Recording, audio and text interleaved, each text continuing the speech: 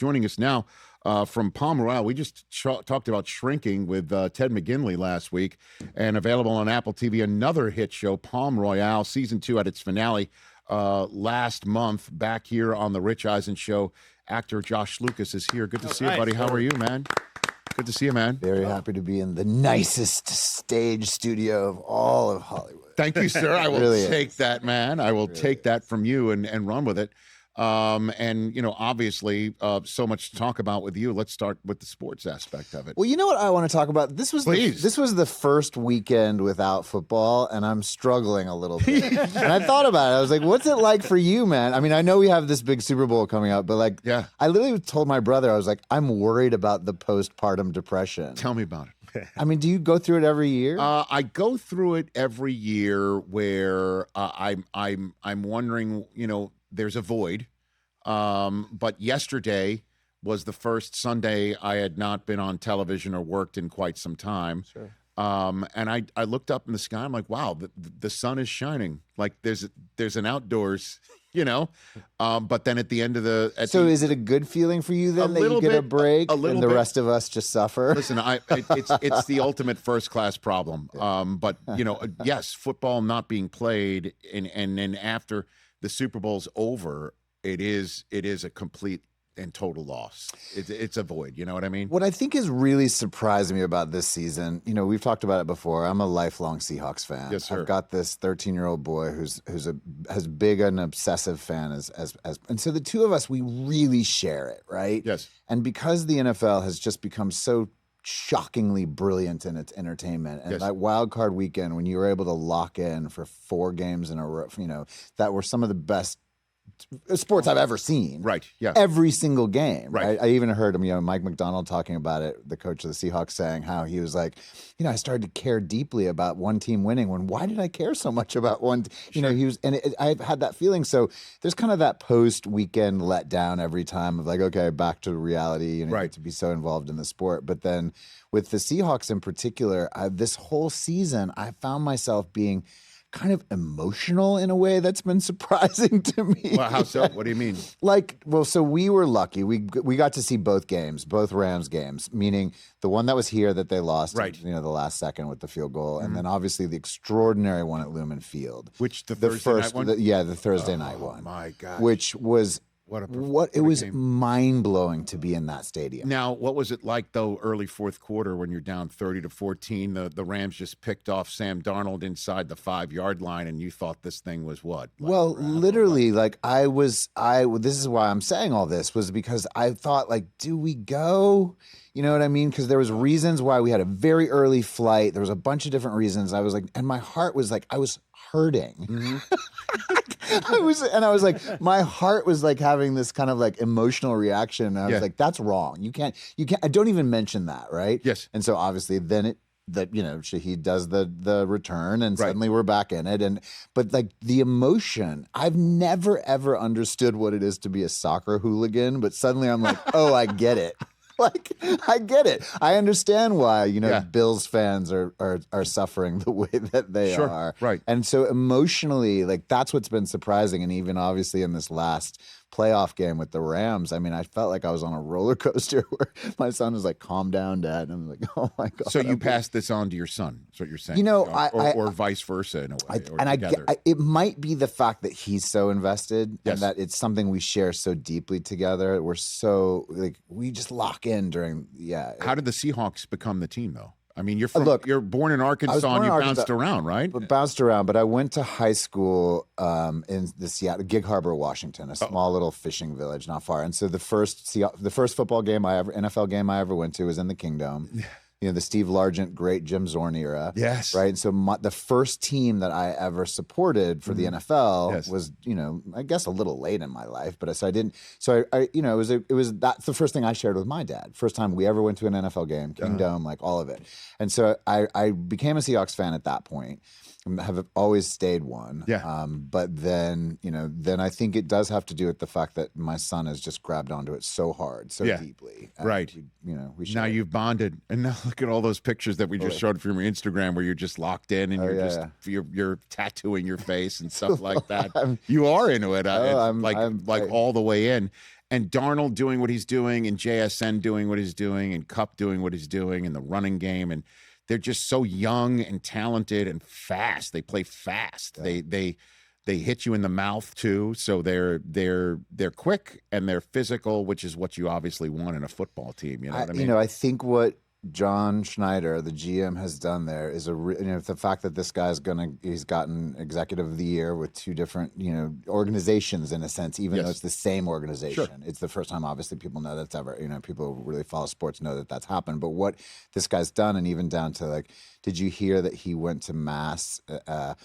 He's Catholic and went to mass and prayed to be able to hire Mike McDonald. Like that is news to me. I did not know that. He did, and you realize like that's how deeply that his it's almost sacrilegious, but like his true deep understanding of the game, his ability, all the things that he's done is really remarkable, and that I am struck by Mike McDonald. I'm struck by like the interesting like tactician of him, the quietness of him.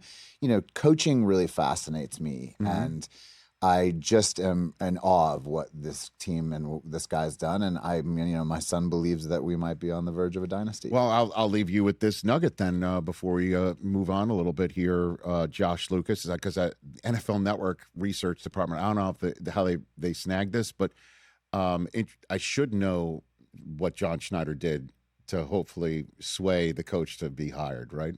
That every time there's been a new pope, the Seahawks have made the Super Bowl. Absolutely. Did you know that? I did. Of course. That's why there's this there's this weird, obviously the pope element, but then the fact that John Schneider went and prayed at mass. Well, I guess it's a good thing they didn't take on the Bears, because the current pope is a Bears fan. Absolutely. So that would have smashed up against higher powers. But I loved your episode that you did recently, which was all of the mind-boggling statistics of that Rams matchup, of that playoff matchup. Yeah, just how close it is. I mean, it was. Oh yeah, like it was 1 point difference in terms of the history of the series, but also everything about it is just. And I will say as well during that playoff game, and the fact that we ended up winning, I did feel a little bit like, oh, that was the Super Bowl. There was a sense of... There is that sense, except the Patriot fan over there might beg to differ. And we'll see you next weekend. Right? That's right. Yeah, there's no doubt. And it's just that the 2001 Patriots team also had a second-year quarterback and a second-time head coach go up against an NFC West team that was supposed to spank them, and we all know what happened in that one. Look, so, like, it's truly the any given Sunday, but you take a look at the matchup, and the Seahawks do come in, I think, as the better team, for sure. They're on fire right now. They really are. I mean, you've seen it. You've seen them just grow and develop, and even down to like that moment after the Rams win in the playoffs the other night, where you saw Mike McDonald say he didn't care. Like there was something kind of cold in a way that I've not seen from him, which was like, oh, this. Cause I've always sensed, and again, to go to the coaching of it all, right? That he's not the friend of all the players, but there was a kind of very friendly, jovial, kind of good guy aspect to him. But suddenly to see that the hard edge to him that is appearing, but I feel that way throughout the whole way the Hawks are playing and the discipline of what they're doing, which is why obviously that moment when the taunting foul happened the other day, you saw the team. It's like not acceptable. They're playing in a unified, cohesive way that I think is a testament to the organization as a whole. But that's what, again, we'll see with the Super Bowl. I'm fascinated by Vrabel too. I mean, Vrabel is obviously his own force of it, and to do what he's done. Yeah, so man. These two young, powerful coaches coming. It's great. It's the NFL's on fire. Speaking of coaching, I've got Josh Lucas here on the Rich Eisen Show. We talked about this the last time you were here, but we have a new audience, so I'd love to just dive into it. I was at the UCLA women's basketball game with my daughter, wife, and some of her friends, and our friends yesterday in Pauley Pavilion. And I show them the banners that are hanging in Pauley Pavilion, 64, 65, and then 67, all the way to 73. And the 1966 one is missing. Yeah, of course. Because that's the Glory Road year. The great Obviously, the great Don Haskins, who you played in the film, the Disney film. Here we are on Disney+. Yep. You met Don Haskins, right? Did you meet him? Oh, more than that. I spent a lot of time with him. In fact, even after the movie was done, I would occasionally go down to El Paso and get in his big white pickup and go out to the desert and drink tequila. It was one of the best things in the world to do. the first time I met Haskins, he walked up to me and very gruffly sort of patted me on the belly and said, "You better start drinking beer, son." They called me the fat man, It was like That's what he said to you? Yeah. Look, I Jerry Bruckheimer, who's the producer of that movie, is a brilliant producer. Obviously, has proved it, for decades now. And one of the things that Jerry Bruckheimer does that separates him is he gives, like with Tom Cruise, he's putting them with the drivers for F1, right? He's putting, or sorry, Tom Cruise with the fighter pilots, right? Sure. I mean, they're doing immersive, detailed, diligent research to become those people, like Brad Pitt with F1 or whatever. So with what he did with me is he surrounded me with unbelievable coaches. I had Pat Riley, I had Tim Floyd, coach of Chicago Bulls. Tim Floyd was interesting because he was Don Haskins' basically adopted son, and truly Haskins raised him to be a certain kind of coach. And so not only did I have Haskins with me, I had these different coaches who were really imparting sort of, coaching wisdom onto me, to the point that at times I would get really frustrated and be like, I'm an actor, I'm not a coach, because I had to almost push back and be like, I'm trying to do a performance. I get that you guys want to see that, particularly because what Bruckheimer was doing and the director of that movie is that we were not so much improvising, but some of the stuff that was happening on the sidelines or during the games was very much, they wanted to see the essence of what made Don Haskins the coach he was in those little huddles that were before, during the games, right? And so they would be saying to me, you should be saying this, and you should be saying this, and you should be saying this, both Haskins, both Floyd, and Pat Riley in particular. And it was like I had these deep conversations with them about what made great coaching. And Haskins was very unusual. I think in some ways Haskins out Bobby Knight in his intensity, which is saying, it's kind of the ultimate level, right? But what struck me about Don Haskins is how much his players loved him. Even decades later, they talked about him as the most important person in their whole life, almost to a man, every player I met. And that's what it goes back to, like what I'm seeing with Mike Macdonald or even Vrabel. You're seeing the thing that always interests me as I watch these guys on the sideline is Sean Payton, right? Sean Payton is a force of a in a way, a dark coach, right? He's a tough coach. And that's one of the things I haven't fully seen with Mike Macdonald, but I'm so interested. And I don't know, I'm watching, the way that these men manipulate the players, both psychologically, but also just from the way that they get them to step up. I don't know if manipulate's the right word, but right, because Pat Riley would say it. Because yes, because it is sometimes done with love in terms of trying to bond and have a collective be greater than than others, some of its parts and things of that nature. I mean, Pat Riley, you mentioned him. He was on the Kentucky team that lost. Absolutely. And so what did he bring to the equation for you? Well, he told me it was a seminal point in his life because he said from the moment the game started, that final, the Final Four championship that in 1966 won the Glory Road movies based on that, and he said that he knew, you looked over at Haskins and Haskins said,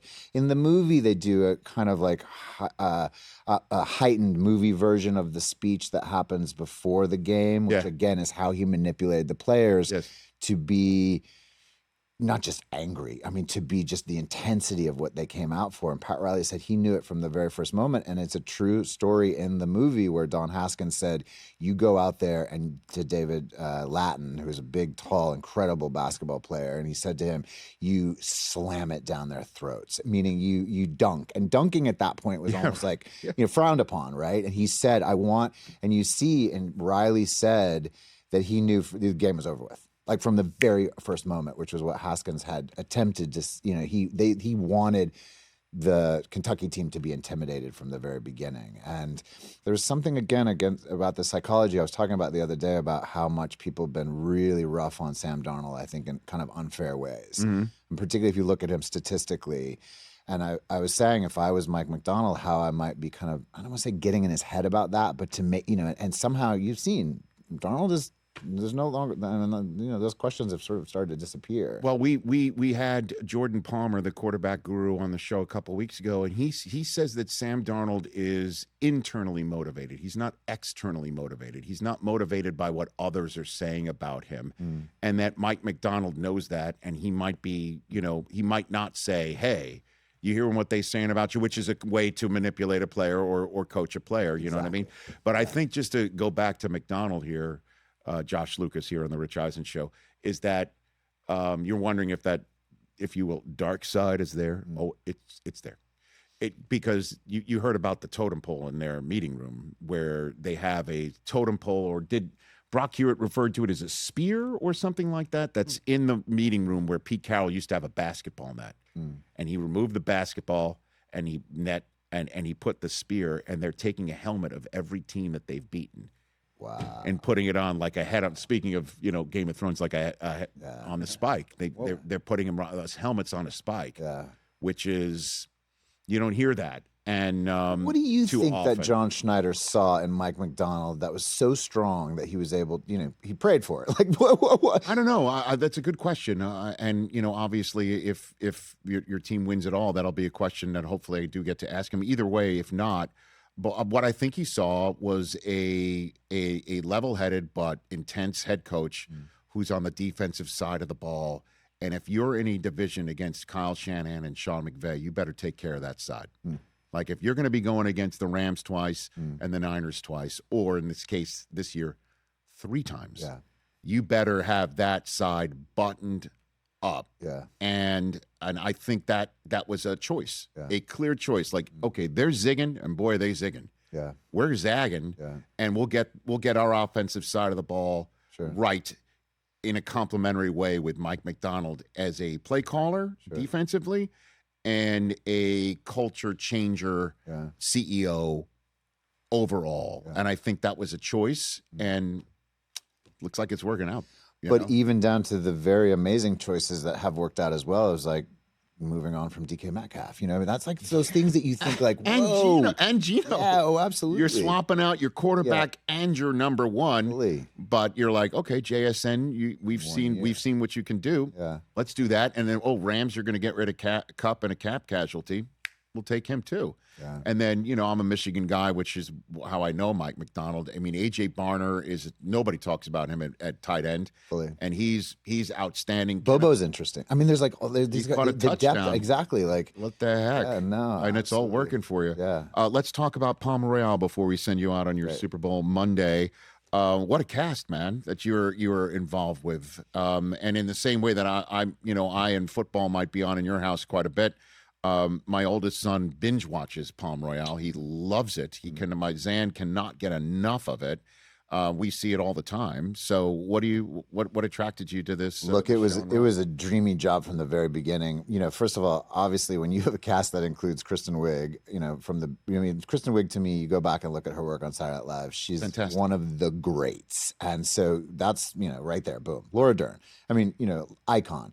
But then Carol Burnett, Allison Janney, I mean, just becomes sort of like I was like, wait, really? Like, I'll do this job without, for free, truly, just to go be a part of it. Because again, it kind of goes to the team aspect of it. What actually surprises me, and I do think a lot of this has to do with Carol Burnett, is that Carol Burnett is the most kind, extraordinary professional human being I think I've ever come in contact with, which is mind-boggling considering in her mid-90s, she still walks on set and says quietly hello to everyone and knows everyone's name. And the stories about her from the time that she was even beginning her career, that she responded to every single fan letter personally, that she would show it, just truly, like, all of our crews have stories where they sent a letter to Carol Burnett, multiple people on our crew, to come see her, their middle school play, and Carol Burnett showed up.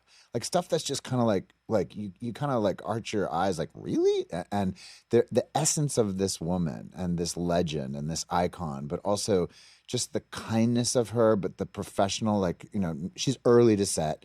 She knows her lines better than anybody else. All the different things. So it sets a tone, and that, this group of women and these incredible performers, I think everyone takes, leadership, or takes that leadership. And there's the opposite of any diva behavior on this show. It's a team of people who love and are there.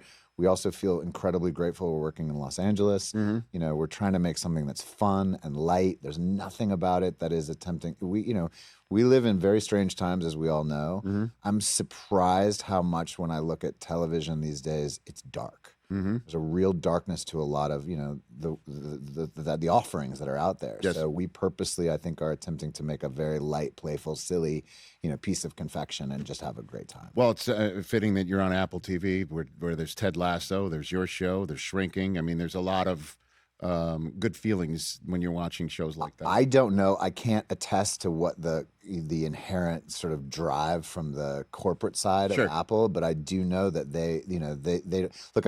It's Disney, right? Same thing. Like Disney has certain elements that they want to put good things out into the world, and there are certain limitations within that. Yes. I think Apple has a similar kind of thing that they're trying to do. I love it. By the way, in that chair just a couple of weeks ago was Tracy Letts, and we talked about Ford versus Ferrari with that man is a sports fan. Oh my God, dude. I mean, plus, you want to talk about he was in the HBO show about the Lakers Showtime, all that business. And we talked about the Ford v Ferrari with him, and the scenes that you're in with him are just phenomenal. One of my favorite things about making Ford versus Ferrari was I found out that we both had separate vans that would pick us up every day. And I was like, well, it's kind of along the way.